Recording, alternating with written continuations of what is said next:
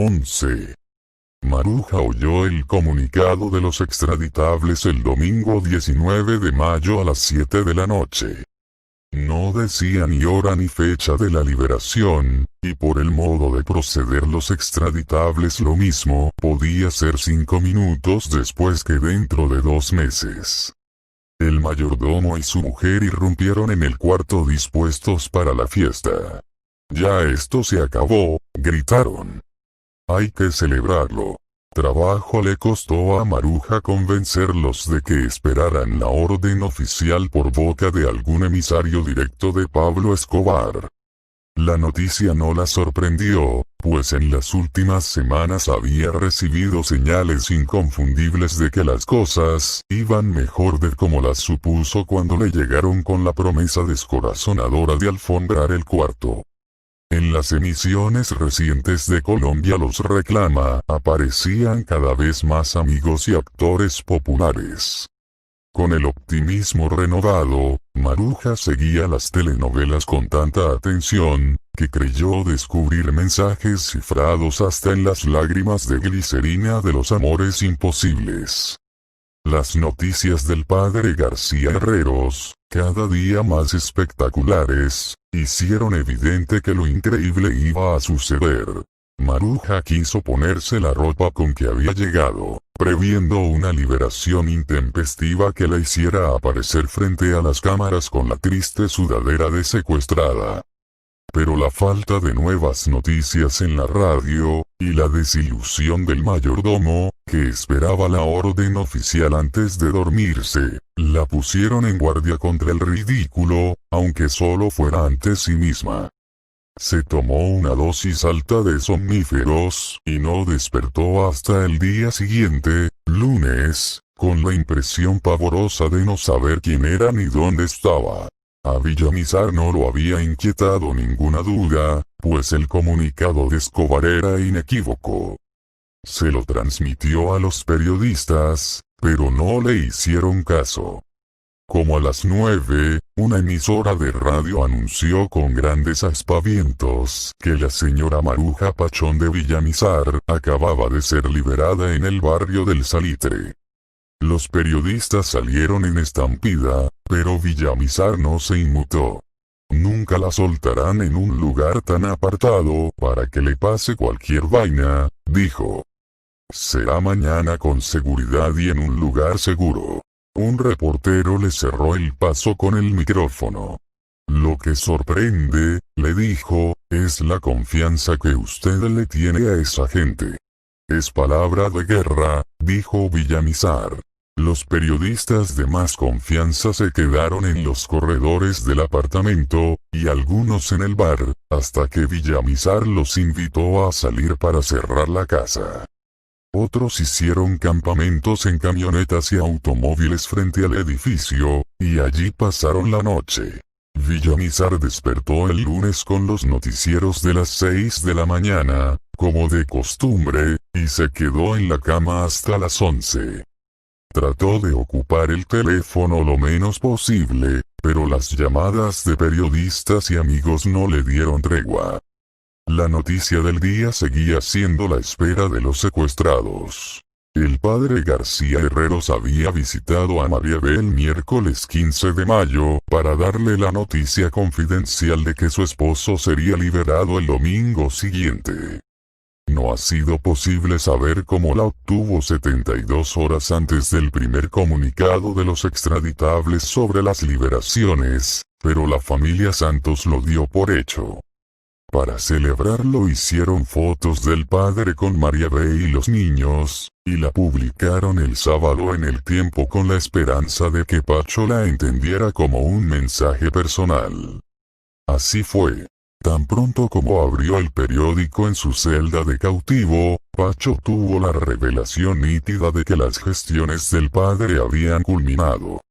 Pasó el día inquieto a la espera del milagro, deslizando trampas inocentes en la conversación con los guardianes para ver si se les escapaba alguna indiscreción, pero no consiguió nada.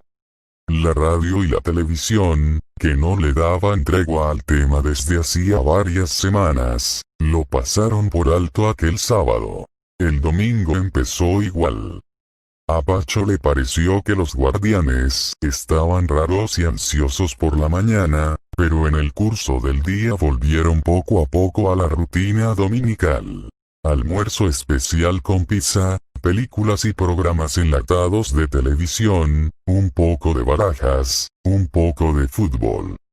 De pronto, cuando ya nadie lo esperaba, el noticiero Krypton abrió con la primicia de que los extraditables anunciaban la liberación de los 2 últimos secuestrados.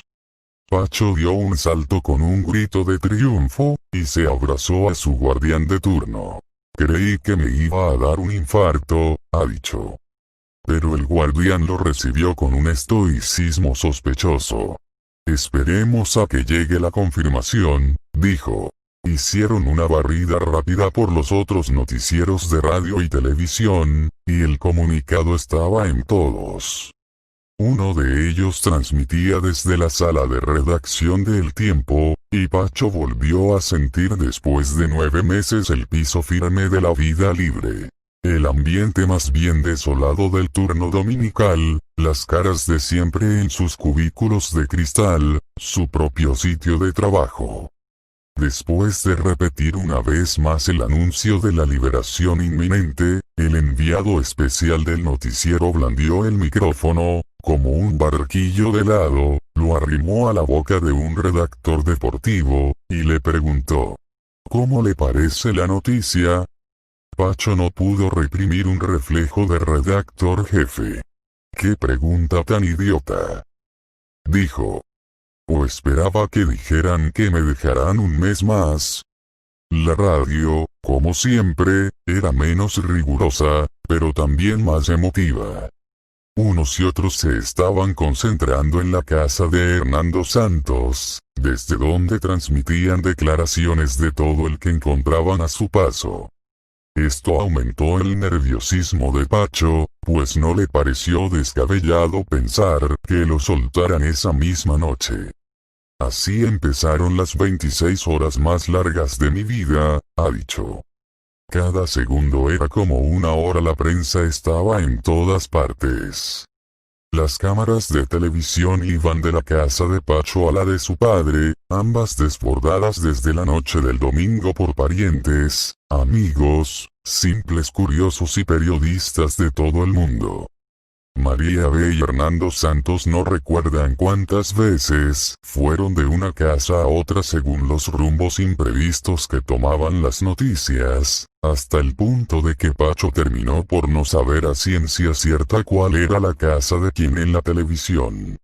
Lo peor era que en cada casa volvían a hacerles a ambos las mismas preguntas, y la jornada se hizo insoportable. Era tal el desorden, que Hernando Santos no logró abrirse paso entre la muchedumbre embotellada en su propia casa, y tuvo que colarse por el garaje. Los guardianes que no estaban de turno acudieron a felicitarlo. Estaban tan alegres con la noticia, que Pacho se olvidó de que eran sus carceleros, y la reunión se convirtió en una fiesta de compadres de una misma generación. En aquel momento se dio cuenta de que su propósito de rehabilitar a sus guardianes quedaba frustrado por su libertad.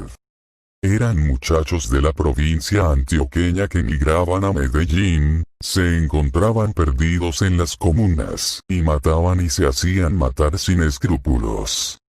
Por lo general procedían de familias rotas donde la figura del papá era muy negativa, y muy fuerte la de la madre.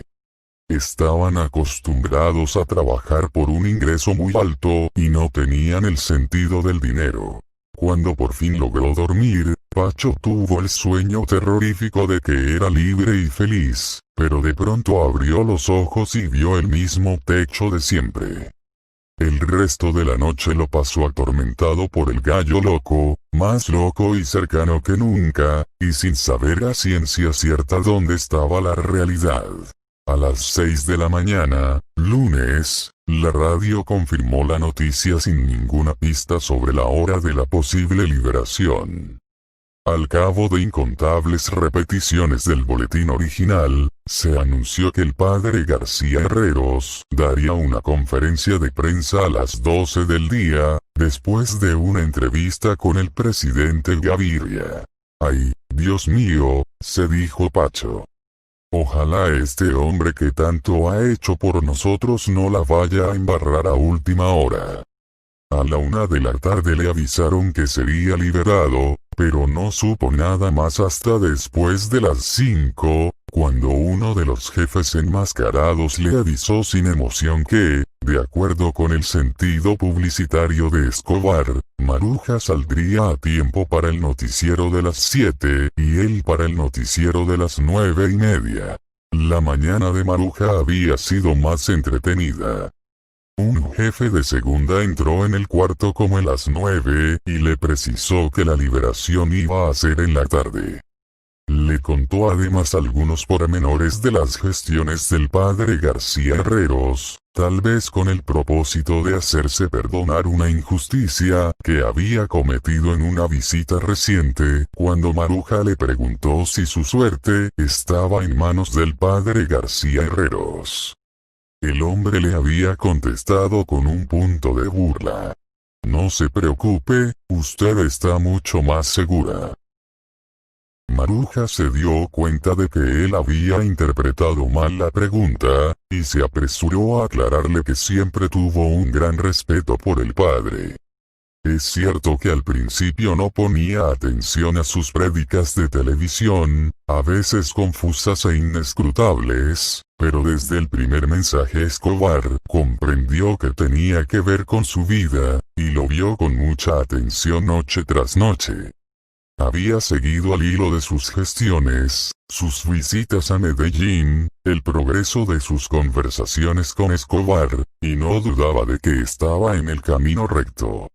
El sarcasmo del jefe, sin embargo, le había hecho temer que tal vez el padre no tuviera tanto crédito con los extraditables como se podría suponer por sus conversaciones públicas con los periodistas. La confirmación de que pronto sería liberada por sus gestiones le aumentó la alegría.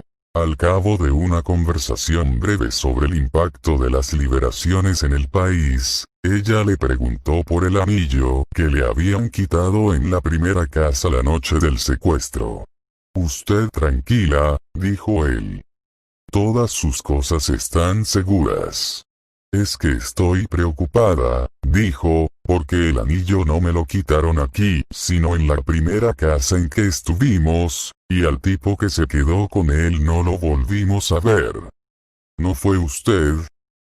«Yo no», dijo el hombre. «Pero ya le dije que esté tranquila, porque sus prendas están ahí. Yo las he visto». La mujer del mayordomo se ofreció para comprarle a Maruja cualquier cosa que le hiciera falta. Maruja le encargó pestañita, lápiz de labios y de cejas y un par de medias para reemplazar las que se le habían roto la noche del secuestro. Más tarde entró el marido preocupado por la falta de nuevas noticias de la liberación, y temía que hubieran cambiado de planes a última hora como ocurría a menudo. Maruja, en cambio, estaba tranquila. Se bañó y se puso la misma ropa que llevaba la noche del secuestro, salvo la chaqueta color crema que se pondría para salir. Durante todo el día las emisoras de radio sostuvieron el interés con especulaciones sobre la espera de los secuestrados, entrevistas con sus familias, rumores sin confirmar que al minuto siguiente eran superados por otros más ruidosos. Pero nada en firme. Maruja oyó las voces de hijos y amigos con un júbilo prematuro amenazado por la incertidumbre. Volvió a ver su casa redecorada, y al marido departiendo a gusto entre escuadrones de periodistas aburridos de esperarla.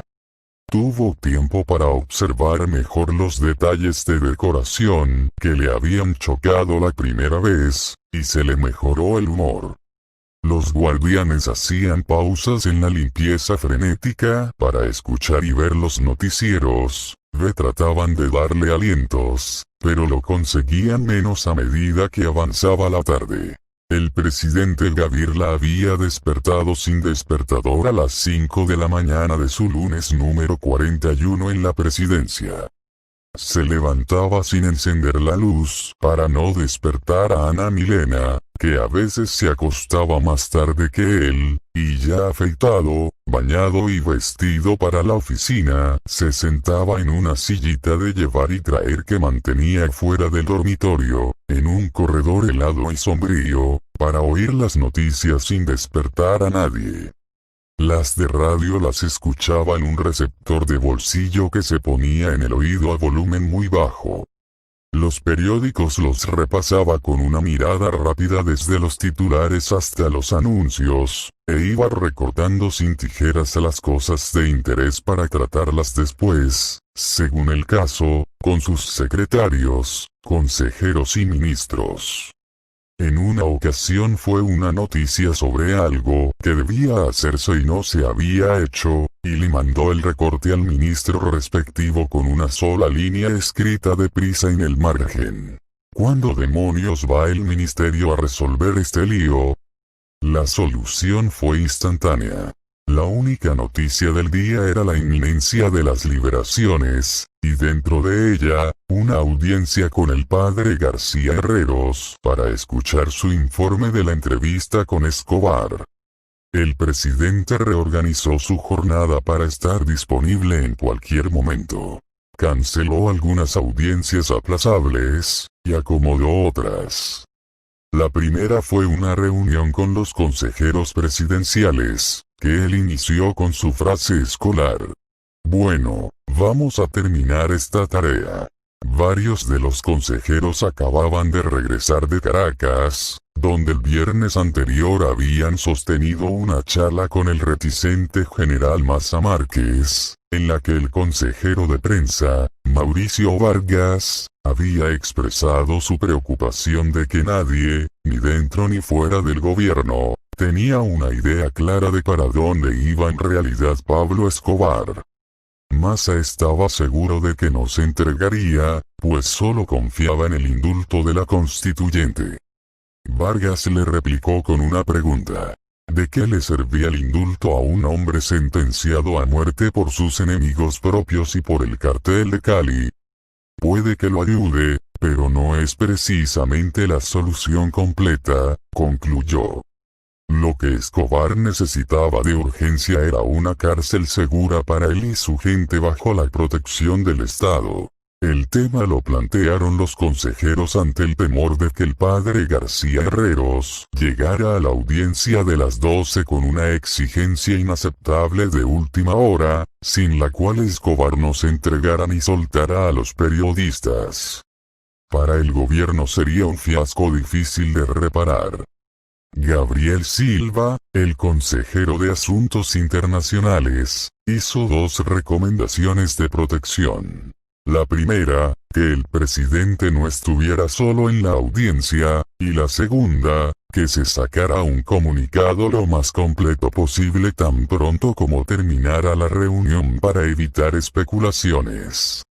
Rafael Pardo, que había volado a Nueva York el día anterior, estuvo de acuerdo por teléfono. El presidente recibió al padre García Herreros en audiencia especial a las 12 del día. De un lado estaba el padre con 2 sacerdotes de su comunidad, y Alberto Villamizar con su hijo Andrés. Del otro, el presidente con el secretario privado, Miguel Silva, y con Mauricio Vargas. Los servicios informativos de Palacio tomaron fotos y videos para dárselos a la prensa si las cosas salían bien. Si no salían bien, al menos no le quedarían a la prensa los testimonios del fracaso. El padre, muy consciente de la importancia del momento, le contó al presidente los pormenores de la reunión con Escobar. No tenía la menor duda de que iba a entregarse y a liberar a los rehenes, y respaldó sus palabras con las notas escritas a 4 manos. El único elemento condicionante era que la cárcel fuera la de Envigado y no la de Itagüí, por razones de seguridad argumentadas por el propio Escobar. El presidente leyó los apuntes y se los devolvió al padre. Le llamó la atención que Escobar no prometía liberar a los secuestrados, sino que se comprometía a gestionarlo ante los extraditables. Villamizar le explicó que era una de las tantas precauciones de Escobar. Nunca admitió que tuviera a los secuestrados, para que no sirviera como prueba en contra suya. El padre preguntó qué debía hacer si Escobar le pedía que lo acompañara para entregarse. El presidente estuvo de acuerdo en que fuera. Ante dudas sobre la seguridad de la operación, planteadas por el padre, el presidente le respondió que nadie podía garantizar mejor que Escobar la seguridad de su propio operativo. Por último, el presidente le señaló al padre, y los acompañantes de este lo apoyaron, que era importante reducir al mínimo las declaraciones públicas, no fuera que todo se dañara por una palabra inoportuna. El padre estuvo de acuerdo y alcanzó a hacer una velada oferta final. Yo he querido con esto prestar un servicio y quedo a sus órdenes si me necesitan para algo más, como buscar la paz con ese otro señor cura. Fue claro para todos que se refería al cura español Manuel Pérez, comandante del Ejército Nacional de Liberación. La reunión terminó a los 20 minutos, y no hubo comunicado oficial. Fiel a su promesa, el padre García Herreros dio un ejemplo de sobriedad en sus declaraciones a la prensa. Maruja vio la conferencia de prensa del padre y no encontró nada nuevo.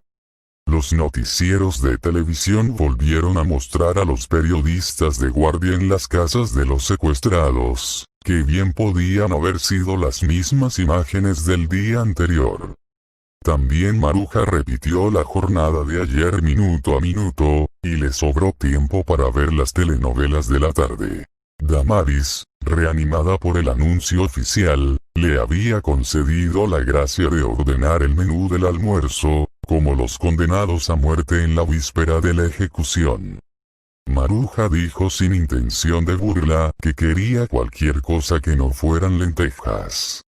Al final se les enredó el tiempo, Damaris no pudo ir de compras, y solo hubo lentejas con lentejas para el almuerzo de despedida.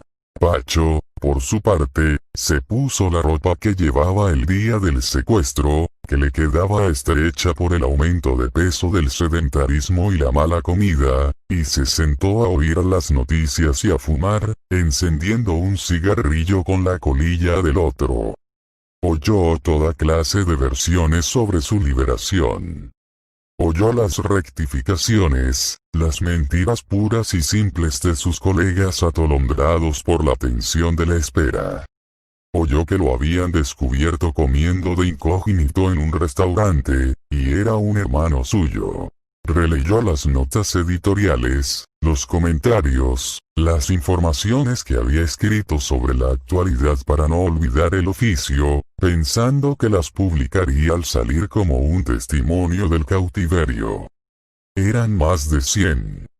Levó una a sus guardianes, escrita en diciembre, cuando la clase política tradicional comenzó a despotricar contra la legitimidad de la Asamblea Constituyente.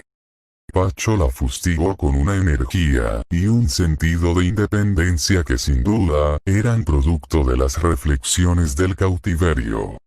Todos sabemos cómo se obtienen votos en Colombia y cómo muchos de los parlamentarios salieron elegidos, decía en una nota.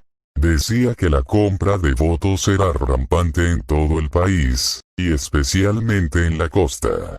Que las rifas de electrodomésticos a cambio de favores electorales estaban al orden del día, y que muchos de los elegidos lo lograban por otros vicios políticos, como el cobro de comisiones sobre los sueldos públicos y los auxilios parlamentarios. Por eso, decía, los elegidos eran siempre los mismos con las mismas que ante la posibilidad de perder sus privilegios, ahora lloran a gritos.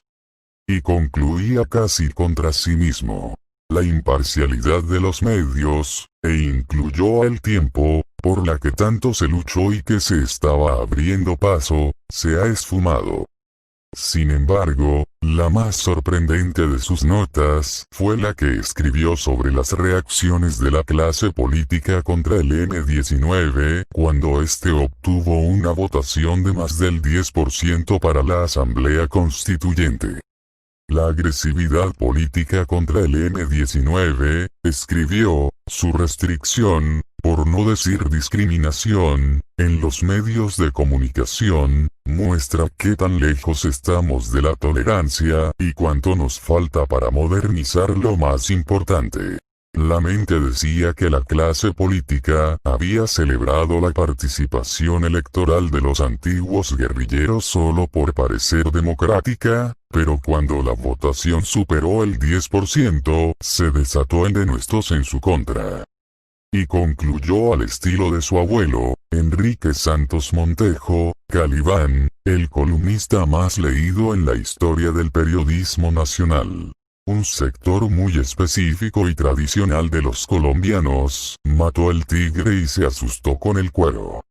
Nada podía ser más sorprendente en alguien que se había destacado desde la escuela primaria como un espécimen precoz de la derecha romántica. Las rompió todas, menos 3 que decidió conservar por razones que él mismo no ha logrado explicarse. También conservó el borrador de los mensajes a su familia y al presidente de la República, y el de su testamento.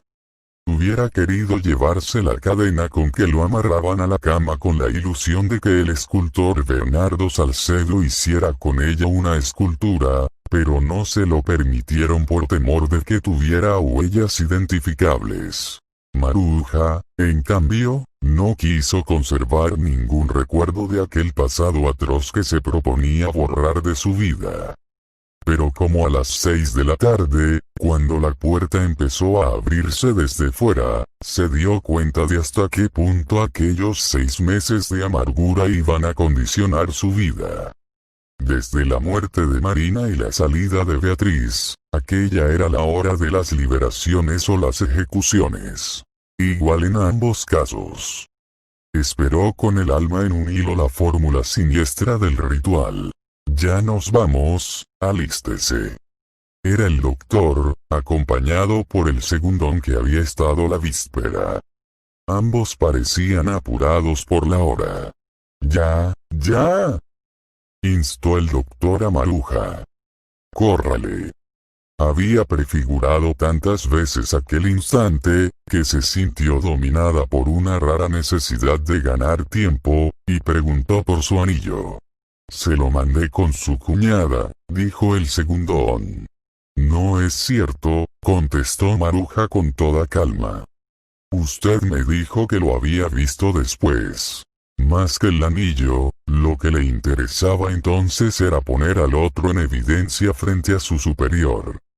Pero este se hizo el desentendido, bajo la presión del tiempo.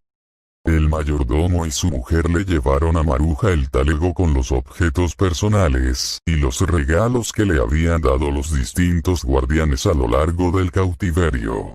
Tarjetas de Navidad, la sudadera, la toalla, revistas y algún libro. Los muchachos mansos que la habían atendido en los últimos días, no tenían nada más para darle que medallas y estampas de santos, y le suplicaban que rezara por ellos, que se acordara de ellos, que hiciera algo para sacarlos de la mala vida. Todo lo que quieran, les dijo Maruja. Si alguna vez me necesitan, búsquenme, y yo los ayudo. El doctor no quiso ser menos. ¿Qué le puedo dar yo de recuerdo? Se dijo, esculcándose los bolsillos. Sacó una cápsula de 9 milímetros, y se la dio a Maruja. Tome, le dijo, más en serio que en broma. La bala que no le metimos. No fue fácil rescatar a Maruja de los abrazos del mayordomo y de Damaris, que se levantó la máscara hasta la nariz, para besarle y pedirle que no la olvidara. Maruja sintió una emoción sincera. Era, a fin de cuentas, el final de los días más largos y atroces de su vida, y el minuto más feliz. Le pusieron una capucha que debía ser la más sucia y pestilente que encontraron. Se la pusieron al revés, con los agujeros de los ojos en la nuca, y no pudo eludir el recuerdo de que así se la habían puesto a Marina para matarla. La llevaron arrastrando los pies en las tinieblas hasta un automóvil tan confortable como el que usaron para el secuestro, y la sentaron en el mismo lugar, en la misma posición, y con las mismas precauciones. La cabeza apoyada en las rodillas de un hombre para que no la vieran desde fuera. Le advirtieron que había varios retenes de policía, y que si los paraban en alguno Maruja, debía quitarse la capucha y portarse bien. A la 1 de la tarde Villamizar había almorzado con su hijo Andrés. A las 2:30 se acostó para la siesta, y completó el sueño atrasado hasta las 5:30. A las 6 acababa de salir de la ducha, y empezaba a vestirse para esperar a la esposa cuando sonó el teléfono. Descolgó la extensión de la mesa de noche y solo alcanzó a decir: «A ver». Una voz anónima lo interrumpió. «Llegará unos minutos después de las 7. Ya están saliendo». Colgó. Fue un anuncio imprevisto que Villamizar agradeció. Llamó al portero para asegurarse de que su automóvil estaba en el jardín y el chofer dispuesto. Se vistió de oscuro con corbata de rombos claros para recibir a la esposa. Quedó más esbelto que nunca pues había bajado 4 kilos en 6 meses. A las 7 de la noche apareció en la sala para charlar con los periodistas mientras llegaba Maruja. Allí estaban los 4 hijos de ella, y Andrés, el de ambos. Solo faltaba Nicolás, el músico de la familia que llegaría de Nueva York dentro de unas horas. Villamizar se sentó en el sillón más cercano del teléfono. Maruja estaba entonces a unos 5 minutos de ser libre. Al contrario de la noche del secuestro, el viaje hacia la libertad fue rápido y sin tropiezos. Al principio habían ido por un sendero destapado con vueltas y revueltas nada recomendables para un automóvil de lujo. Maruja vislumbró por las conversaciones que además del hombre a su lado iba otro junto al chofer. No le pareció que uno de ellos fuera el doctor.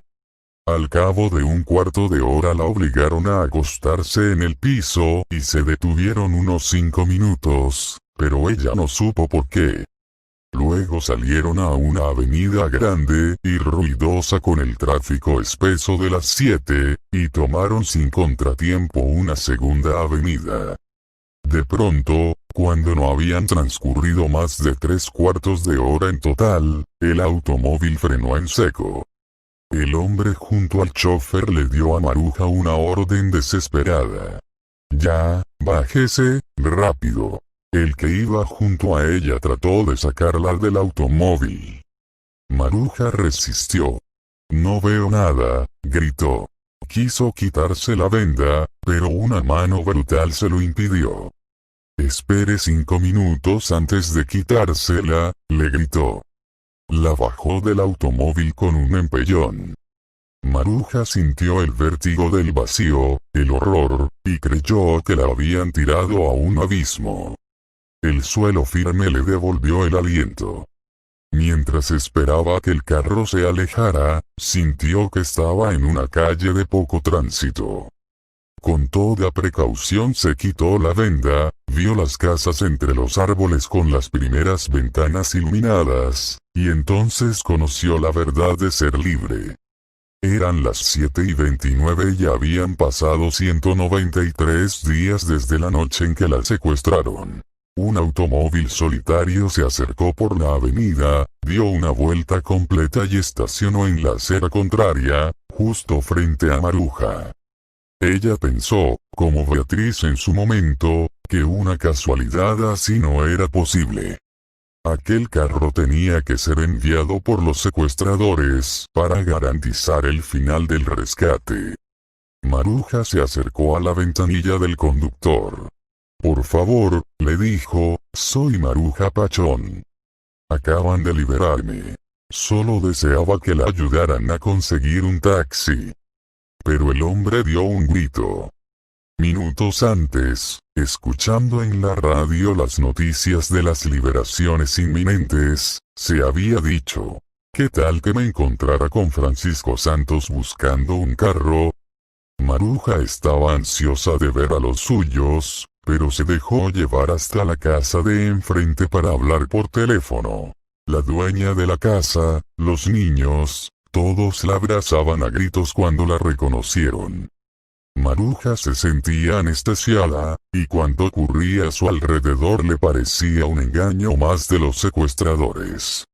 El hombre que la había recogido se llamaba Manuel Caro, y era yerno del dueño de la casa, Augusto Borrero, cuya esposa era una antigua activista del nuevo liberalismo, que había trabajado con Maruja en la campaña electoral de Luis Carlos Galán.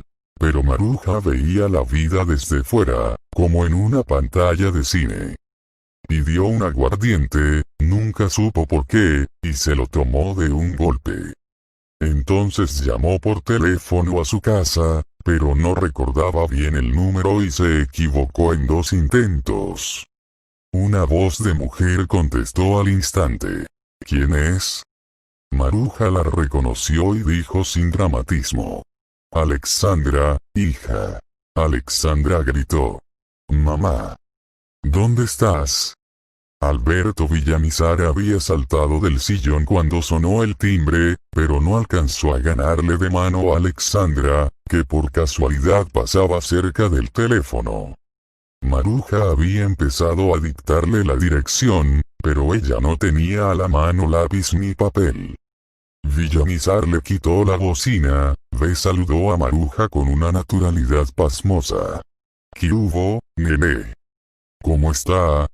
Maruja le contestó con tono igual.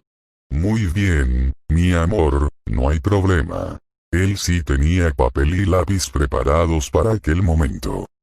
Anotó la dirección mientras Maruja se la dictaba, pero sintió que algo no estaba claro y pidió que pasaran a alguien de la familia.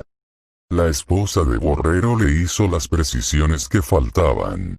Mil gracias, dijo Villamizar. Es cerca. Voy enseguida. Se le olvidó colgar, pues el férreo dominio de sí mismo que había mantenido en los largos meses de tensión se le disparó de pronto.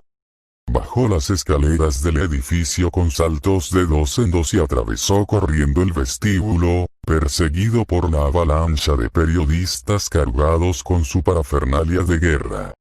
Otros en sentido contrario estuvieron a punto de atropellarlo en el portal. Soltaron a Maruja, les gritó a todos. ¡Vamos! Entró en el automóvil con un portazo tan violento que el chofer adormilado se asustó. «Vanos por la señora», dijo Villamizar. Le dio la dirección. Diagonal 107N 2773. Es una casa blanca en la paralela occidental de la autopista, precisó. Pero la dijo con una prisa embrollada, y el chofer arrancó mal. Villamizar le corrigió el rumbo con un descontrol extraño a su carácter. «Fíjese bien lo que hace», gritó, «que tenemos que llegar en 5 minutos. ¿Y si se llega a perderlo, capo?» El chofer, que había padecido junto a él los tremendos dramas del secuestro, no se alteró. Villamizar recobró el aliento y lo dirigió por los caminos más cortos y fáciles, pues había visualizado la ruta a medida que le explicaban la dirección en el teléfono, para estar seguro de no perderse. Era la peor hora del tránsito, pero no el peor día. Andrés había arrancado detrás de su padre, junto con el primo Gabriel, siguiendo la caravana de los periodistas que se abría paso en el tránsito con alarmas falsas y trucos de ambulancias. A pesar de ser un conductor experto, se enredó en el tránsito. Se quedó En cambio Villamizar llegó en un tiempo olímpico de 15 minutos. No tuvo que identificar la casa, pues algunos de los periodistas que estaban en su apartamento se disputaban ya con el bueno para que los dejara entrar. Villamizar se abrió paso por entre el tumulto. No tuvo tiempo de saludar a nadie, pues la dueña de casa lo reconoció y le señaló las escaleras. Por ahí, le dijo. Maruja estaba en el dormitorio principal, a donde la habían llevado para que se arreglara mientras llegaba el marido. Al entrar, se había dado de bruces con un ser desconocido y grotesco. Ella misma en el espejo. Se vio hinchada y fofa, con los párpados abotargados por la nefritis, y la piel verdosa y marchita por 6 meses de penumbra. Villamizar subió en 2 trancos, abrió la primera puerta que encontró, y era la de los niños, con muñecas y bicicletas. Entonces abrió la puerta de enfrente, y vio a Maruja sentada en la cama con la chaqueta de cuadros que llevaba cuando salió de su casa el día del secuestro, y recién maquillada para él. Entró como un trueno, ha dicho Maruja. Ella le saltó al cuello, y se dieron un abrazo intenso, largo y mudo. Lo sacó del éxtasis el estruendo de los periodistas, que lograron romper la resistencia del dueño y entraron en tropel a la casa. Maruja se asustó. Villamizar sonrió divertido. «Son tus colegas», le dijo. Maruja se consternó. «Tenía 6 meses de no verme en el espejo», dijo. Sonrió a su imagen y no era ella. Se irguió, se estiró el cabello en la nuca con el cintillo, se recompuso como pudo tratando de que la mujer del espejo se pareciera a la imagen que ella tenía de sí misma 6 meses antes. No lo consiguió. «Estoy horrenda», dijo, y le mostró al marido los dedos deformados por la hinchazón. «No me había dado cuenta porque me quitaron los anillos». «Estás perfecta», le dijo Villamizar. Le abrazó por el hombro y la llevó a la sala. Los periodistas los asaltaron con cámaras, luces y micrófonos. Maruja quedó encandilada. «Tranquilos, muchachos», les dijo. «En el apartamento hablaremos mejor», fueron sus primeras palabras. Los noticieros de las 7 de la noche no dijeron nada, pero el presidente Gaviria se enteró minutos después por un monitoreo de radio que Maruja Pachón había sido liberada. Arrancó hacia su casa con Mauricio Vargas, pero dejaron listo el comunicado oficial de la liberación de Francisco Santos, que debía ocurrir de un momento a otro. Mauricio Vargas lo había leído en voz alta frente a las grabadoras de los periodistas, con la condición de que no lo transmitieran mientras no se diera la noticia oficial. A esa hora Maruja estaba viajando hacia su casa. Poco antes de que llegara surgió un rumor de que Pacho Santos había sido liberado, y los periodistas soltaron el perro amarrado del comunicado oficial leído por Mauricio, que salió en estampida con ladridos de júbilo por todas las emisoras. El presidente y Mauricio lo oyeron en el carro y celebraron la idea de haberlo grabado. Pero 5 minutos después la noticia fue rectificada. «Mauricio», exclamó Gaviria, «¡qué desastre!».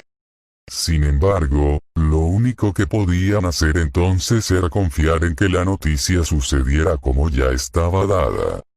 Mientras tanto, ante la imposibilidad de quedarse en el apartamento de Villamizar por la muchedumbre que estaba dentro, permanecieron en el de Asenet Velázquez un piso más arriba, para esperar la verdadera liberación de Pacho después de 3 liberaciones falsas.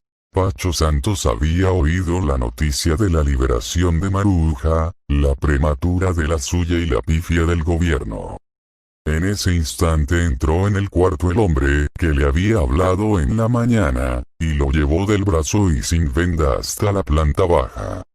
Allí se dio cuenta de que la casa estaba vacía, y uno de sus escoltas le informó muerto de risa que se habían llevado los muebles en un camión de mudanza para no pagar el último mes de alquiler. Se despidieron todos con grandes abrazos, y le agradecieron a Pacho lo mucho que habían aprendido de él. La réplica de Pacho fue sincera.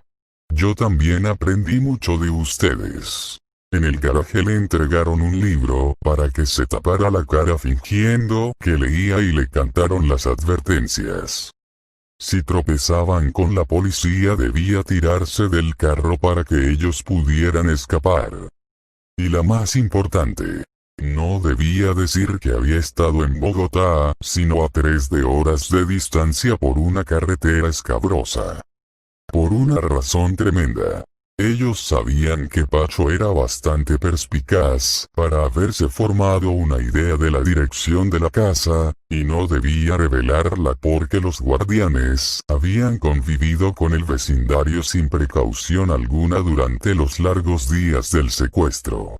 Si usted lo cuenta, concluyó el responsable de la liberación, nos toca matar a todos los vecinos para que no nos reconozcan después.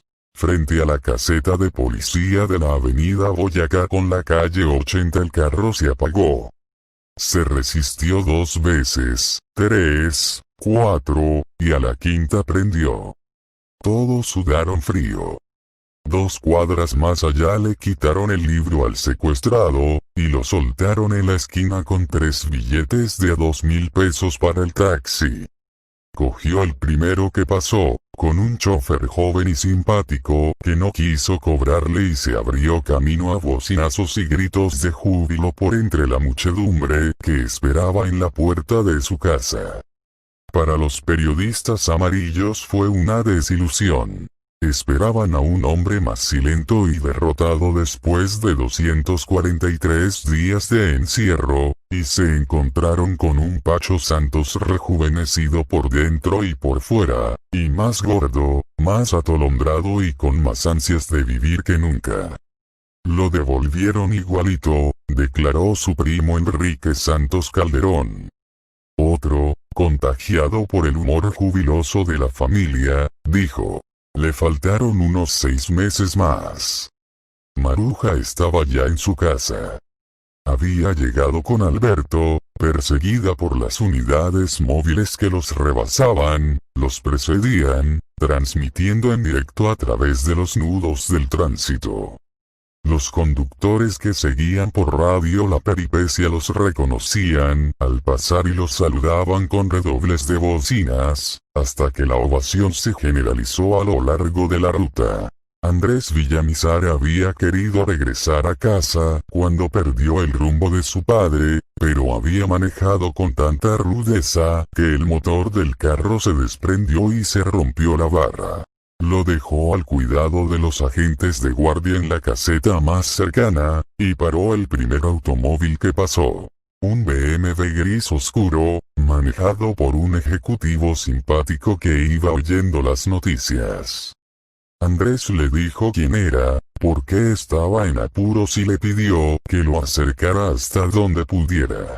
Súbase, le dijo, pero le advierto que si es mentira lo que dice le va a ir muy mal.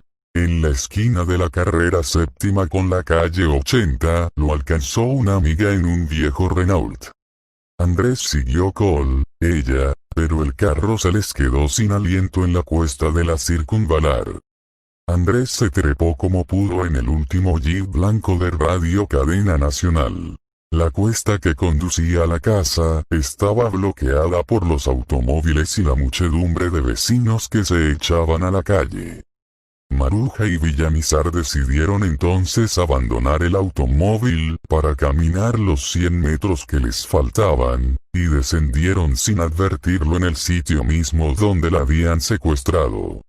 La primera cara que reconoció Maruja entre la muchedumbre enardecida fue la de María del Rosario, creadora y directora de Colombia Los Reclama, que por primera vez desde su fundación no transmitió esa noche por falta de tema.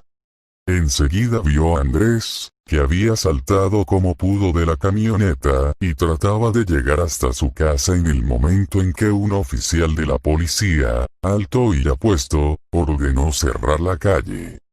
Andrés, por inspiración pura, lo miró a los ojos y dijo con voz firme: «Soy Andrés». El oficial no sabía nada de él, pero lo dejó pasar.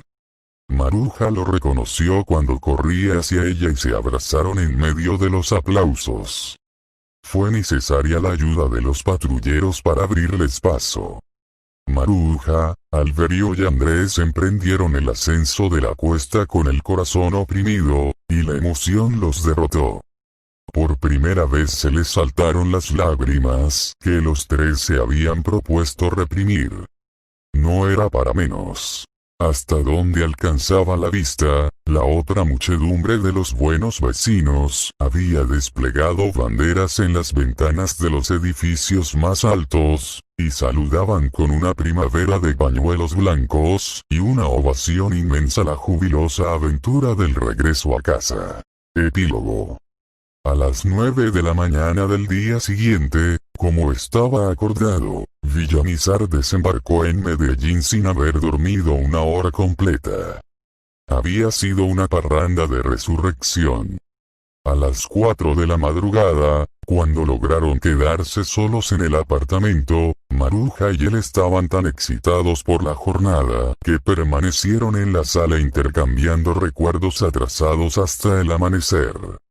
En la hacienda de la Loma lo recibieron con el banquete de siempre, pero ahora bautizado con la champaña de la liberación. Fue un recreo breve, sin embargo, porque entonces era Pablo Escobar quien tenía más prisa, escondido en algún lugar del mundo sin el escudo de los rehenes. Su nuevo emisario era un hombre muy alto, locuaz, rubio puro y de largos bigotes dorados, al que llamaban el Mono, y contaba con plenos poderes para las negociaciones de la entrega. Por disposición del presidente César Gaviria, todo el proceso de debate jurídico con los abogados de Escobar se había llevado a cabo a través del doctor Carlos Eduardo Mejía, y con conocimiento del ministro de Justicia. Para la entrega física, Mejía actuaría de acuerdo con Rafael Pardo, por el lado del gobierno, y por el otro lado actuarían Jorge Luis Ochoa, el Mono y el mismo Escobar desde las sombras. Villamizar seguía siendo un intermediario activo con el gobierno, y el padre García Herreros, que era un garante moral para Escobar, se mantendría disponible para los tropiezos de mayor urgencia. La prisa de Escobar para que Villamizar estuviera en Medellín al día siguiente de la liberación de Maruja había hecho pensar que la entrega sería inmediata, pero pronto se vio que no, pues para él faltaban todavía algunos trámites de distracción. La mayor preocupación de todos, y de Villamizar más que de nadie, era que a Escobar no le pasara nada antes de la entrega. No era para menos. Villamizar sabía que Escobar, o sus sobrevivientes, le habrían hecho pagar con el pellejo la mínima sospecha de que hubiera faltado a su palabra. El hielo lo rompió el mismo Escobar, cuando lo llamó por teléfono a la Loma y lo saludó sin preludios. «Doctor Villa, ¿está contento?» Villamizar no lo había visto ni oído nunca, y lo impresionó la absoluta tranquilidad de la voz sin el mínimo rastro de su aureola mítica. «Le agradezco que haya venido», prosiguió Escobar sin esperar la respuesta, con su condición terrestre bien sustentada por su áspera dicción de los tugurios. «Usted es un hombre de palabra y no me podía fallar», y enseguida entró en materia. «Empecemos a arreglar cómo es que voy a entregarme». En realidad, Escobar sabía ya cómo iba a entregarse, pero tal vez quería hacer un repaso completo con un hombre en el cual tenía depositada entonces toda su confianza. Sus abogados y el director de instrucción criminal, a veces de manera directa y a veces por intermedio de la directora regional, pero siempre en coordinación con el ministro de Justicia, habían discutido todos y cada uno de los detalles de la entrega. Aclarados los temas jurídicos derivados de las distintas interpretaciones que cada quien hacía de los decretos presidenciales, los temas se habían reducido a tres: la cárcel, el personal de la cárcel y el papel de la policía y el ejército. La cárcel, en el antiguo centro de rehabilitación de drogadictos de Envigado, estaba a punto de terminarse. Villamizar y el Mono la visitaron a petición de Escobar al día siguiente de la liberación de Maruja y Pacho Santos. El aspecto era más bien deprimente, por los escombros arrinconados y los estragos de las lluvias intensas de aquel año.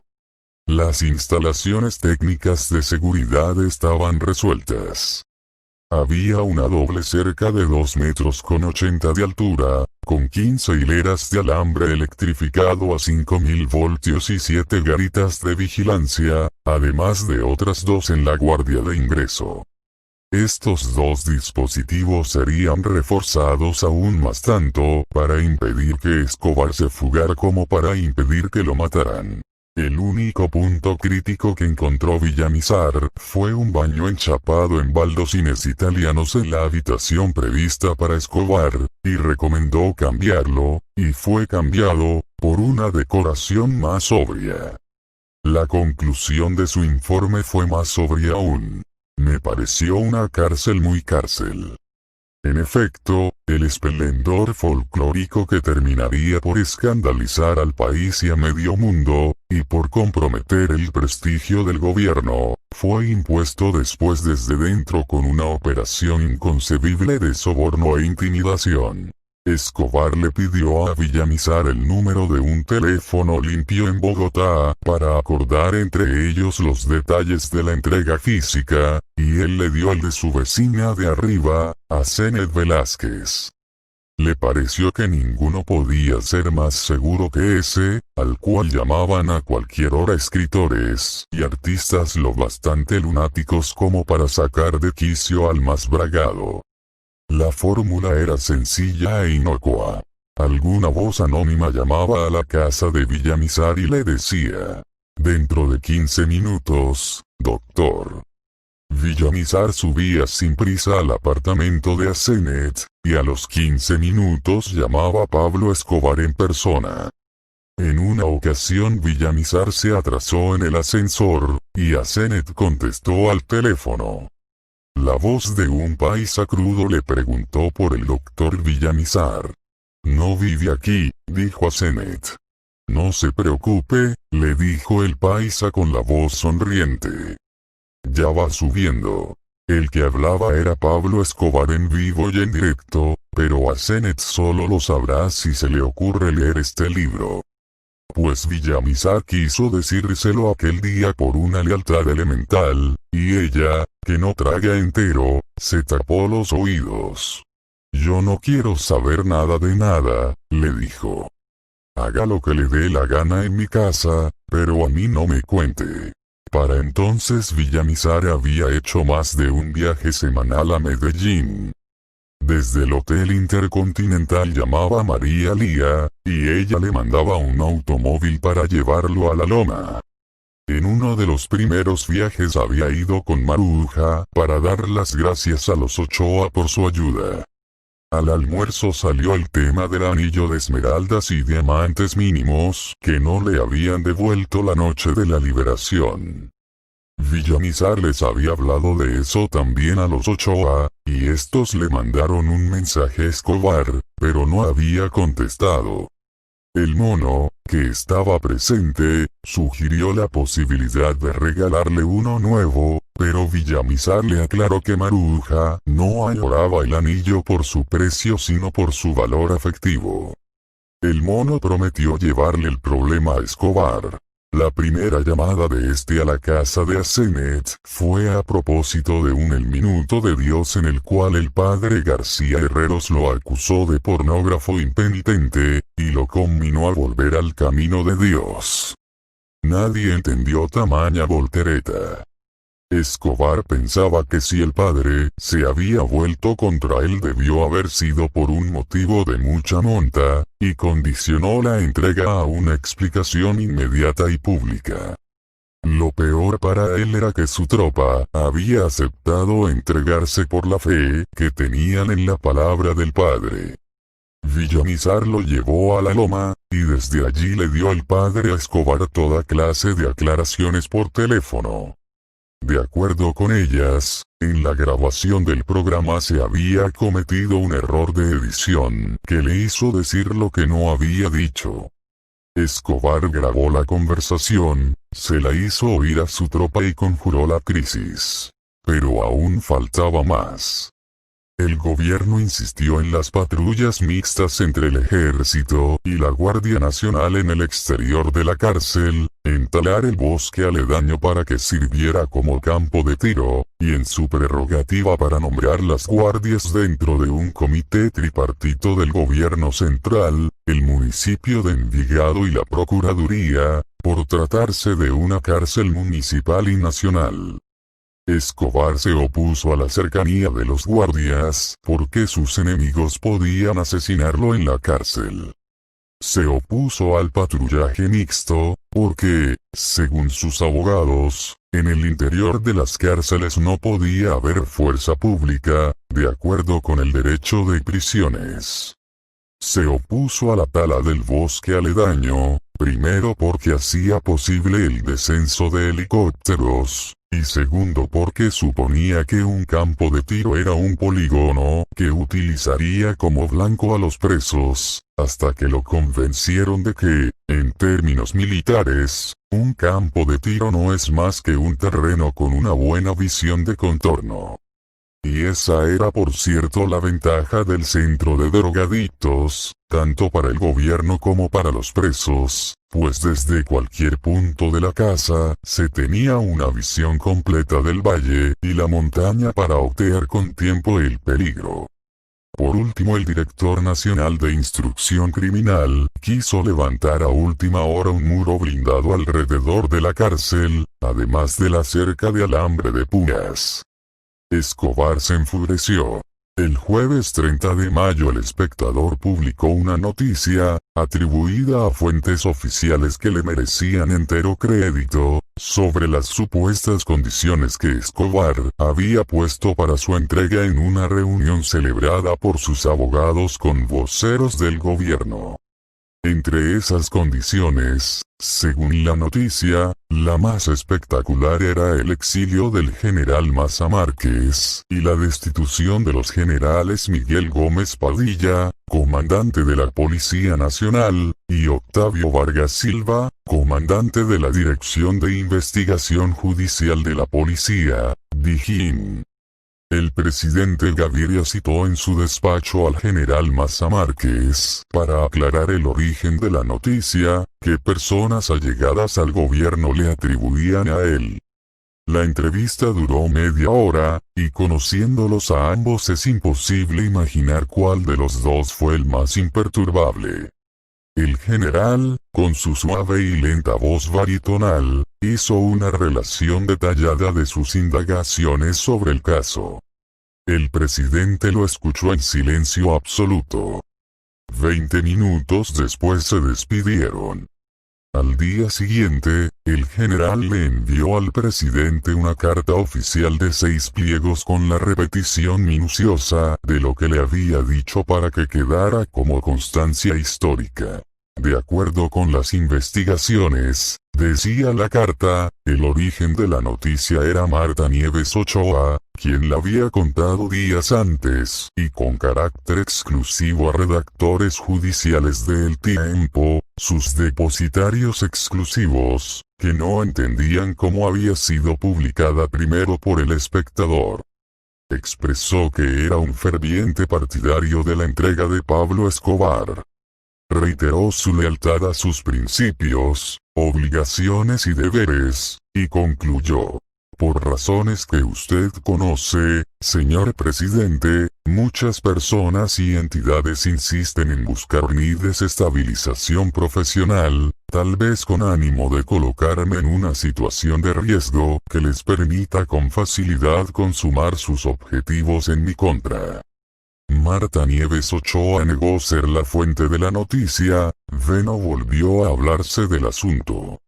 Sin embargo, 3 meses después, cuando ya Escobar estaba en la cárcel, el secretario general de la presidencia, Fabio Villegas, llamó al general Maza a su despacho por encargo del presidente, lo invitó al Salón Azul, y caminando de un extremo al otro como en un paseo dominical, le comunicó la decisión presidencial de su retiro. Maza salió convencido de que aquella había sido la prueba del compromiso con Escobar que el gobierno había desmentido, y así lo dijo. Fui negociado. Desde antes de eso, en todo caso, Escobar le había hecho saber al general Maza que la guerra entre ellos había terminado, que se olvidaba de todo y se entregaba en serio. Paraba los atentados, desmantelaba la banda y entregaba la dinamita. Como prueba le mandó una lista de escondrijos donde encontraron 700 kilos. Más tarde, desde la cárcel, seguiría revelando a la brigada de Medellín una serie de caletas con un total de 2 toneladas. Pero Maza no le creyó nunca. Impaciente por la demora de la entrega, el gobierno nombró como director de la cárcel a un boyacense, Luis Jorge Pataquiva Silva, y no a un antioqueño, así como a 20 guardias nacionales de distintos departamentos, y no antioqueños. De todos modos, dijo Villamizar, si lo que quieren es sobornar lo mismo, da antioqueño que de cualquier parte Escobar, fatigado él mismo de tantas vueltas, apenas lo discutió. Al fin se acordó que fuera el ejército y no la policía el que cubriera el ingreso, y que se tomaran medidas de excepción para quitarle a Escobar el temor de que lo envenenaran con la comida de la cárcel. La Dirección Nacional de Prisiones, por otra parte, adoptó el mismo régimen de visitas de los hermanos Ochoa Vázquez en el pabellón de máxima seguridad de Itagüí. La hora límite para levantarse era las 7 de la mañana, y la hora límite para ser recluido y puesto bajo llave y candado en la celda eran las 8 de la noche. Escobar y sus compañeros podían recibir visitas de mujeres cada domingo, de 8 de la mañana a 2 de la tarde. De hombres, los sábados, y de menores, en el primer y el tercer domingo de cada mes.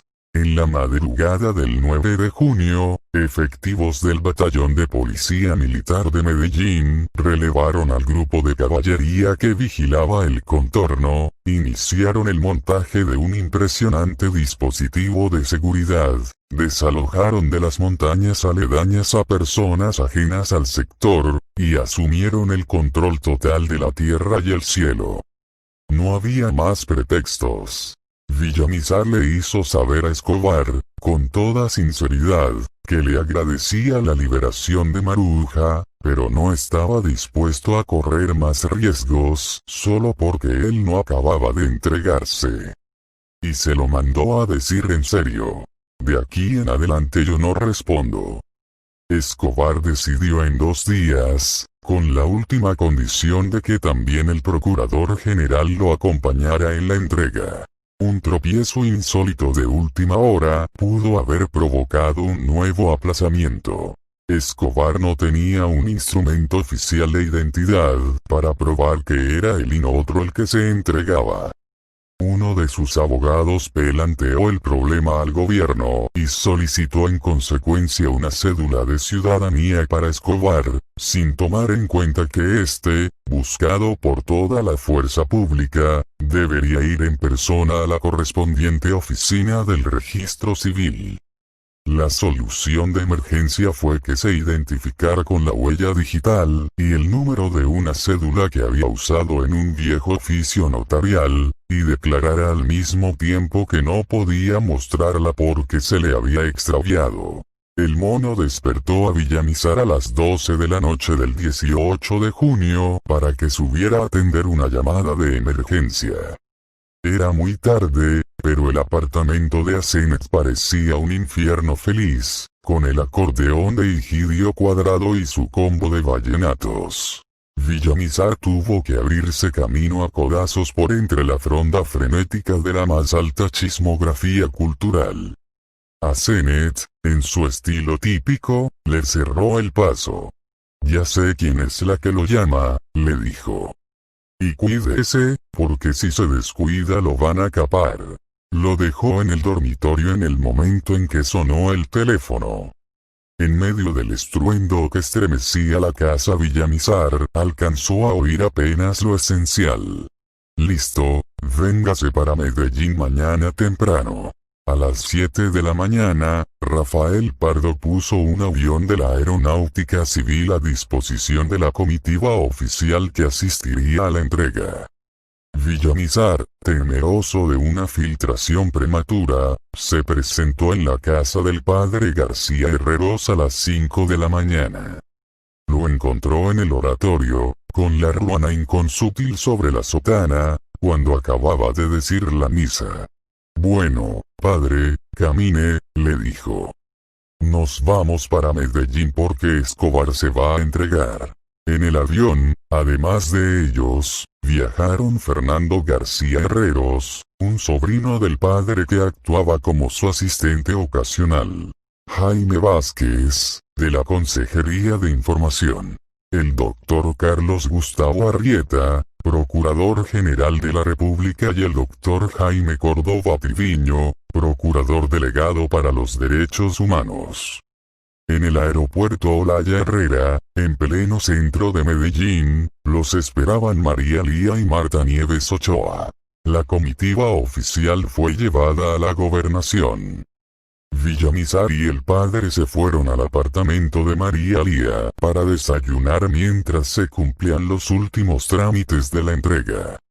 Allí supo que Escobar ya iba en camino, a veces en carro y a veces haciendo rodeos a pie, para eludir los frecuentes retenes de la policía. Era experto en esos azares. El padre tenía otra vez los nervios de punta. Se le cayó un lente de contacto, lo pisó, y se exasperó a tal grado que Marta Nieves tuvo que llevarlo a la óptica San Ignacio, donde le resolvieron el problema con unas gafas normales.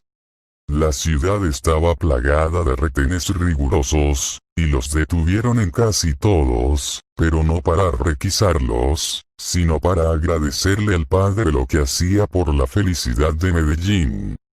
Pues en aquella ciudad donde todo era posible, la noticia más secreta del mundo era ya de dominio público. El mono llegó al apartamento de María Lía a las 2:30 de la tarde, vestido como para un paseo campestre, con una chaquetita de tierra caliente y zapatos blandos. «Listo», le dijo a Villamizar. «Nos vamos para la gobernación. Váyase usted por su lado y yo llego por otro». Se fue solo en su carro. Villamizar, el padre García Fierreros y Marta Nieves se fueron en el de María Lía. Frente a la gobernación se bajaron los dos hombres. Las mujeres permanecieron esperando fuera.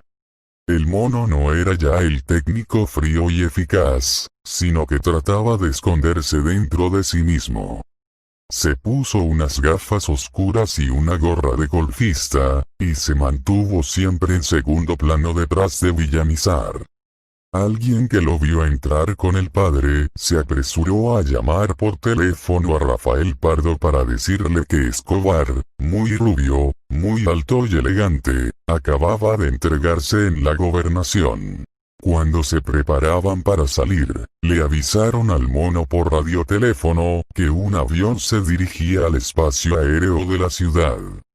Era una ambulancia militar con varios soldados heridos en un encuentro con las guerrillas de Urabá.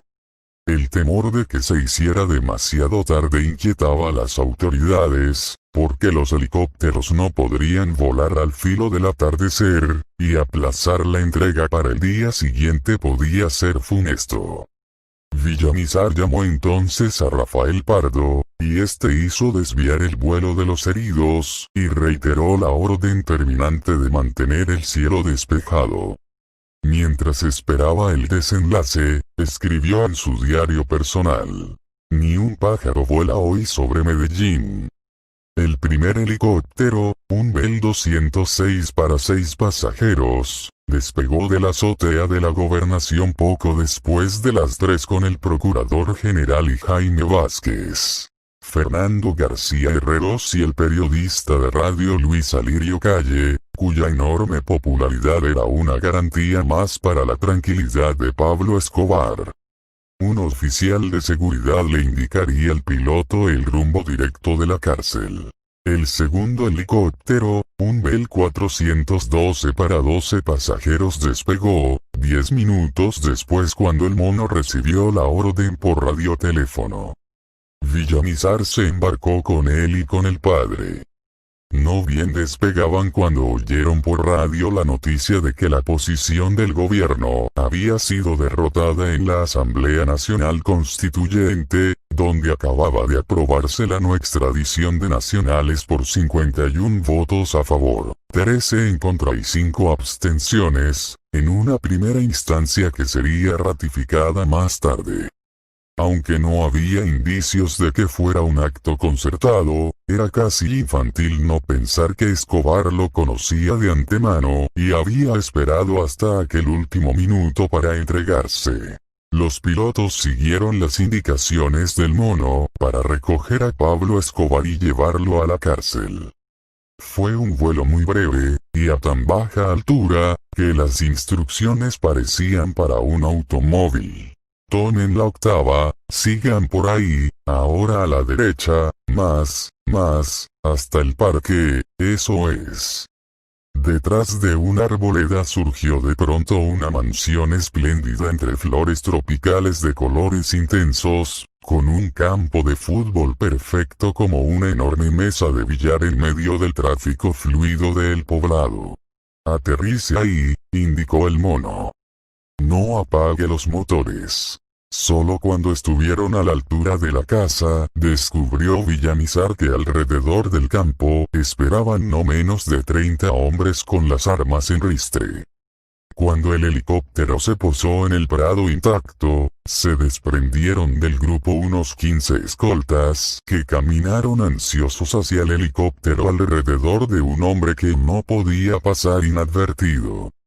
Tenía el cabello largo hasta los hombros, una barba muy negra, espesa y áspera, que le llegaba hasta el pecho, y la piel parda y curtida por un sol de páramo. Era rechoncho, con zapatos de tenis y una chaquetilla azul claro de algodón ordinario, y se movía con una andadura fácil y una tranquilidad escalofriante. Villamizar lo reconoció a primera vista solo porque era distinto de todos los hombres que había visto en su vida. Después de despedirse de sus escoltas más próximos con abrazos fuertes y rápidos, Escobar indicó a 2 de ellos que embarcaran por el otro lado del helicóptero.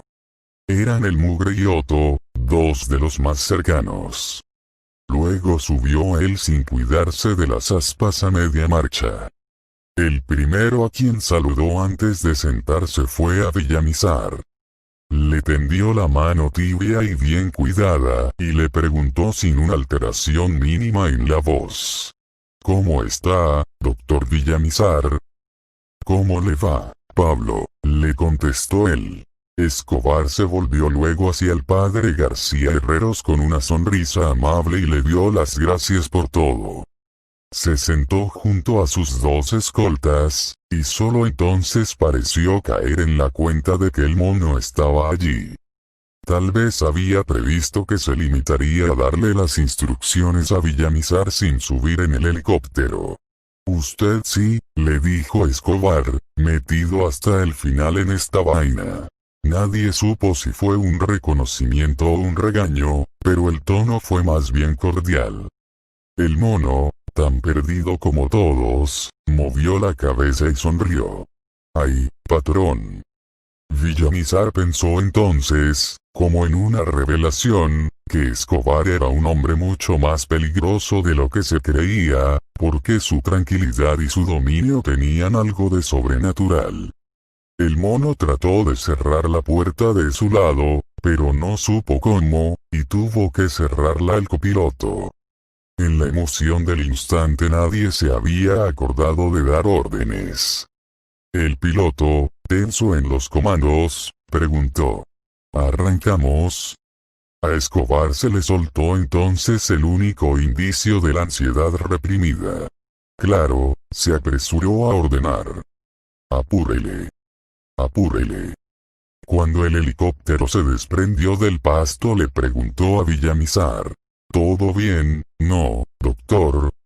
Villamizar, sin volverse a mirarlo, le contestó con su verdad: «Todo perfecto». Nada más, porque el vuelo había terminado. El helicóptero voló un tramo final a ras de los árboles, y se posó en el campo de fútbol de la cárcel, pedregoso y con las porterías rotas, junto al primer helicóptero que había llegado un cuarto de hora antes. Todo el viaje desde la gobernación no duró 15 minutos. Los dos siguientes, sin embargo, fueron los más intensos. Escobar trató de bajar primero desde que la puerta se abrió, y se encontró rodeado por la guardia del penal. Un medio centenar de hombres con uniformes azules, tensos y un poco atolondrados, que lo encañonaron con armas largas. Escobar se sorprendió, perdió el control por un instante, y lanzó un grito cargado de una autoridad temible: «¡Bajen las armas, carajo!». Cuando el jefe de la guardia dio la misma orden, ya la de Escobar estaba cumplida. Escobar y sus acompañantes caminaron los 200 metros hasta la casa, donde los esperaban las autoridades de la cárcel, los miembros de la delegación oficial, y el primer grupo de secuaces de Escobar que habían llegado por tierra para entregarse con él. Allí estaban también la esposa de Escobar, y su madre, muy pálida y a punto de llorar. Él le dio al pasar un toquecito cariñoso en el hombro, y le dijo: «Tranquila, vieja». El director de la cárcel salió a su encuentro con la mano extendida. «Señor Escobar», se presentó. «Soy Luis Jorge Pataquiva». Escobar le estrechó la mano. Luego se levantó el pantalón de la pierna izquierda, y desenfundó la pistola que llevaba en un arnés amarrado en el tobillo. Una joya magnífica.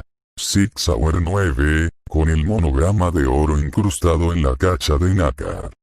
Escobar no le quitó el cargador, sino que sacó las balas una por una y las tiró en el suelo. Fue un gesto algo teatral que parecía ensayado, y surtió su efecto como una muestra de confianza al carcelero mayor cuyo nombramiento le había quitado el sueño. Al día siguiente se publicó que al entregar la pistola Escobar le había dicho a Pataquiva: «Por la paz de Colombia». Ningún testigo lo recuerda, y Villamizar mucho menos, deslumbrado como estaba por la belleza del arma.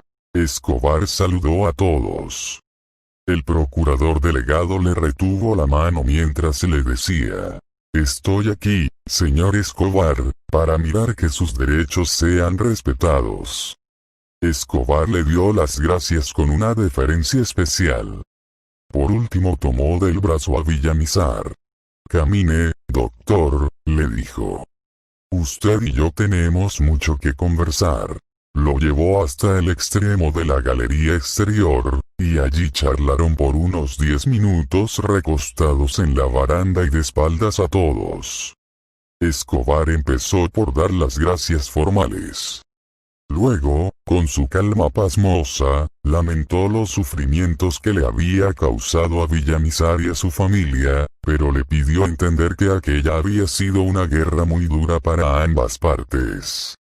Villamizar no desperdició la ocasión de resolver tres grandes incógnitas de su vida.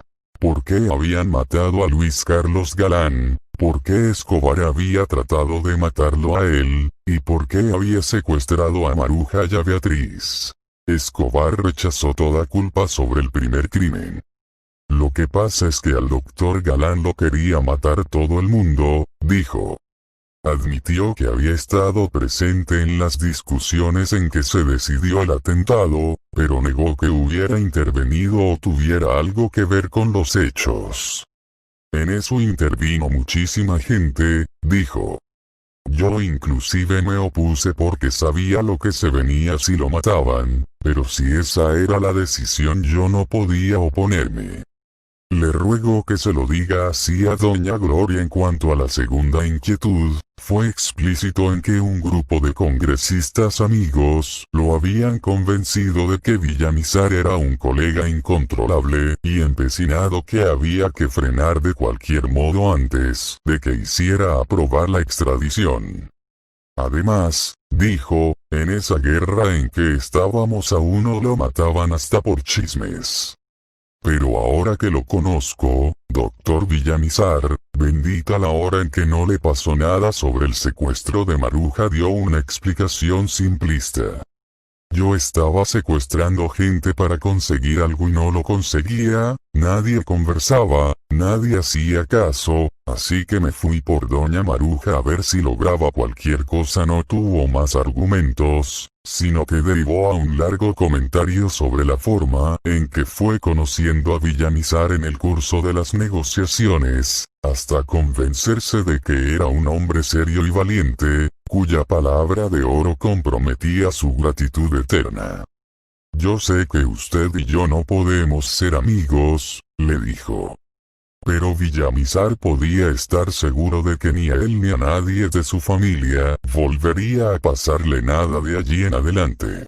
Yo estaré aquí quién sabe hasta cuándo, dijo, pero todavía tengo muchos amigos, de modo que si alguno de los suyos se siente inseguro, si alguien se va a meter con ustedes, mándemelo a decir y nada más. Usted me cumplió y yo le cumplo, muchas gracias. Es palabra de honor. Antes de despedirse, Escobar le pidió a Villamizar el último favor de tranquilizar a su madre y a su esposa, que estaban al borde de la conmoción. Villamizar lo hizo sin muchas ilusiones, pues ambas estaban convencidas de que aquel ceremonial era una trampa siniestra del gobierno para asesinar a Escobar dentro de la cárcel. Por último entró en el despacho del director y marcó de memoria el número 284-3300 del Palacio Presidencial, para que localizaran a Rafael Pardo donde se encontrara. Estaba en la oficina del consejero de prensa, Mauricio Vargas, quien contestó al teléfono y le pasó la bocina sin comentarios. Pardo reconoció la voz grave y calmada, pero esta vez con un halo radiante. Doctor Pardo, dijo Villamizar, aquí le tengo a Escobar en la cárcel. Pardo, quizás por primera vez en su vida, recibió la noticia sin pasarla por el filtro de la duda. ¡Qué maravilla!, dijo. Hizo un comentario rápido que Mauricio Vargas no trató siquiera de interpretar, colgó el teléfono, y entró sin tocar en la oficina del presidente. Vargas, que es un periodista de nacimiento las 24 horas del día, sospechó por la prisa y la demora de Pardo que debía tratarse de algo grande. No tuvo nervios para esperar más de 5 minutos.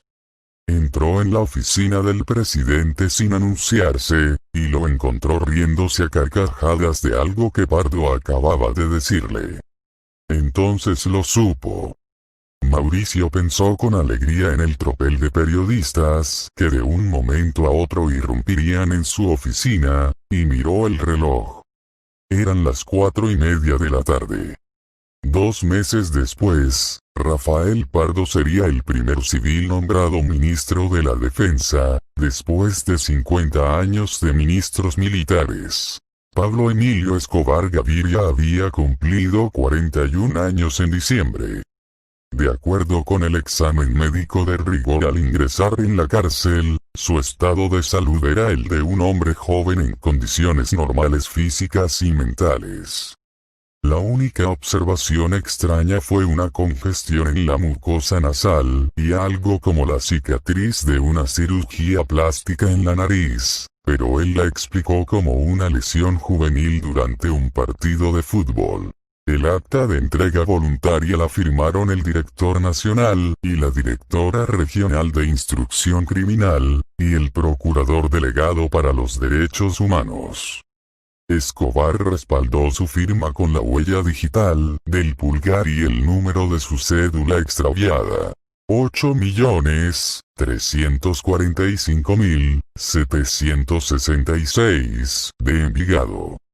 El secretario, Carlos Alberto Bravo, dejó una constancia al final del documento. Una vez firmó el acta, el señor Pablo Emilio Escobar solicitó que firmara la presente el doctor Alberto Villamizar Cárdenas, quien firma.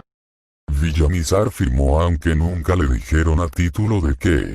Terminada la diligencia, Pablo Escobar se despidió de todos, y entró en la celda donde iba a vivir tan ocupado como siempre en sus asuntos y negocios, y además con el poder del Estado al servicio de su sosiego doméstico y su seguridad.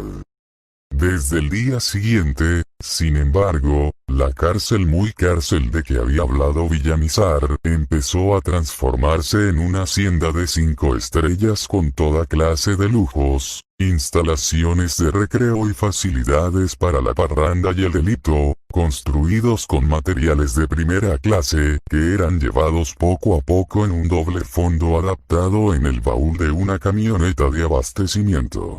299 días después, enterado el gobierno del escándalo, decidió cambiar de cárcel a Escobar sin anuncio previo.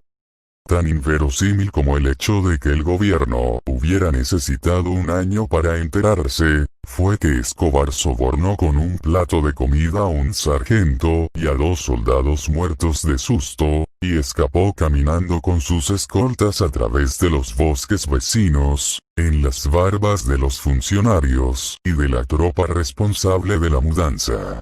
Fue su sentencia de muerte.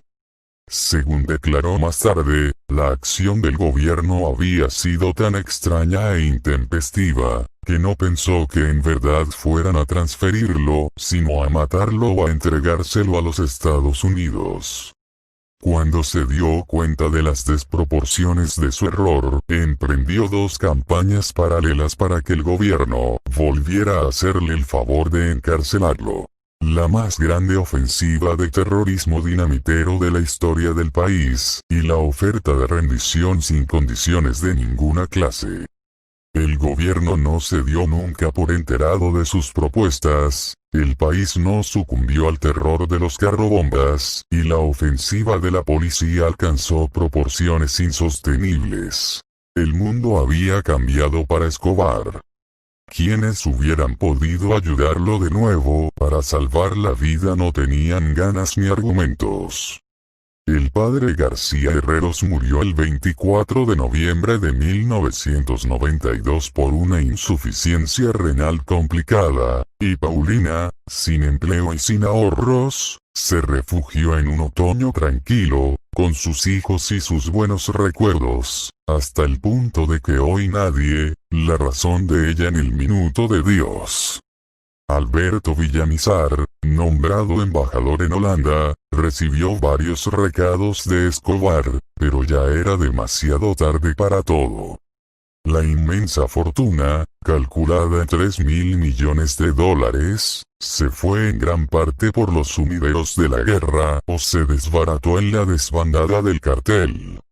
Su familia no encontraba un lugar en el mundo donde dormir sin pesadillas. Convertido en la más grande pieza de casa de nuestra historia, Escobar no podía permanecer más de 6 horas en un mismo lugar, e iba dejando en su fuga enloquecida un reguero de muertos inocentes, y a sus propios escoltas asesinados, rendidos a la justicia o pasados a las huestes del enemigo. Sus servicios de seguridad, y aun su propio instinto casi animal de supervivencia, perdieron los talentos de otros días. El 2 de diciembre de 1993, un día después de cumplir 44 años, no resistió la tentación de hablar por teléfono con su hijo Juan Pablo, que acababa de regresar a Bogotá rechazado por Alemania, junto con su madre y su hermana menor. Juan Pablo, ya más alerta que él, le advirtió a los 2 minutos que no siguiera hablando porque la policía iba a localizar el origen de la llamada.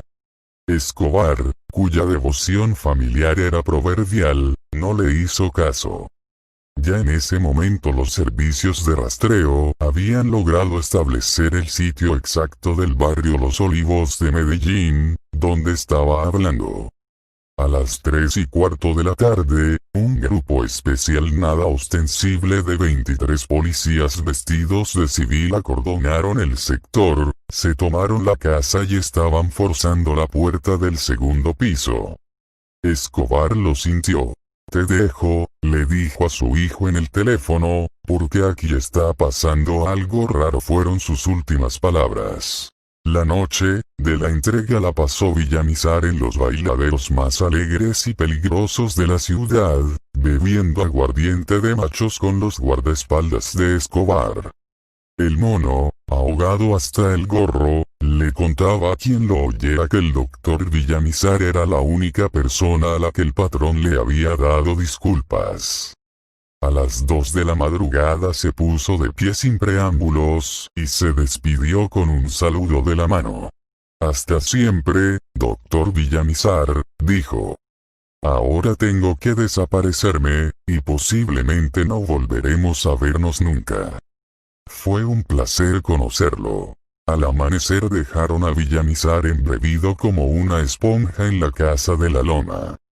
Por la tarde, en el avión de vuelta, no había otro tema de conversación que la entrega de Pablo Escobar. Villamizar era aquel día uno de los hombres más notables del país, pero nadie lo reconoció entre la muchedumbre de los aeropuertos. Los periódicos habían señalado sin fotografías su presencia en la cárcel, pero el tamaño de su protagonismo real y decisivo en todo el proceso de la entrega parecía destinado a la penumbra de las glorias secretas. De regreso a casa aquella tarde, se dio cuenta de que la vida cotidiana retomaba su hilo. Andrés estudiaba en el cuarto. Maruja libraba en silencio la dura guerra con sus fantasmas para volver a ser la misma. El caballo de la dinastía Tang había vuelto a su lugar, entre sus primorosas reliquias de Indonesia y sus antigüedades de medio mundo, encabritado sobre la mesa sagrada en que ella lo quería, y en el rincón donde soñaba verlo durante las noches interminables del secuestro. Había vuelto a sus oficinas de Focine en el mismo automóvil en que lo habían secuestrado, borradas ya las cicatrices de las balas en los cristales, y otro chofer nuevo y agradecido ocupaba el asiento del muerto. Antes de 2 años sería nombrada ministra de Educación. Villamizar, sin empleo ni ganas de tenerlo, con un regusto ácido de la política, prefirió descansar por un tiempo a su manera, reparando las pequeñas averías domésticas, bebiéndose el ocio sorbo a sorbo con viejos compinches, haciendo el mercado con su propia mano para gozar y hacer gozar a sus amigos de las delicias de la cocina popular. Era un estado de ánimo propicio para leer en las tardes y dejarse crecer la barba. Un domingo durante el almuerzo, cuando ya las brumas de la nostalgia empezaban a enrarecer el pasado, alguien llamó a la puerta. Pensaron que Andrés había vuelto a olvidar las llaves. Como era el día libre del servicio, Villamizar abrió. Un hombre joven de chaqueta deportiva le entregó un paquetito envuelto en papel de regalo y atado con una cinta dorada, y desapareció por la escalera sin decirle una palabra ni darle tiempo de preguntar nada. Villamizar pensó que podía ser una bomba. En un instante lo estremeció la náusea del secuestro, pero deshizo el lazo y desenvolvió el paquetito con la punta de los dedos, lejos del comedor donde Maruja lo esperaba. Era un estuche de piel artificial, y dentro del estuche, en su nido de raso, estaba el anillo que le habían quitado a Maruja la noche del secuestro. Le faltaba una chispa de diamante, pero era el mismo. Ella no podía creerlo. Se lo puso, y se dio cuenta de que estaba recobrando la salud a toda prisa, pues ya le venía bien al dedo. ¡Qué barbaridad! Suspiró ilusionada. Todo esto ha sido como para escribir un libro. Frase de reflexión. Los errores tienen 3 pasos. Aceptarlos, superarlos y no volverlos a cometer. Gracias por ver el video, suscríbete al canal, dale en la campana, en me gusta, para publicar más videos como este.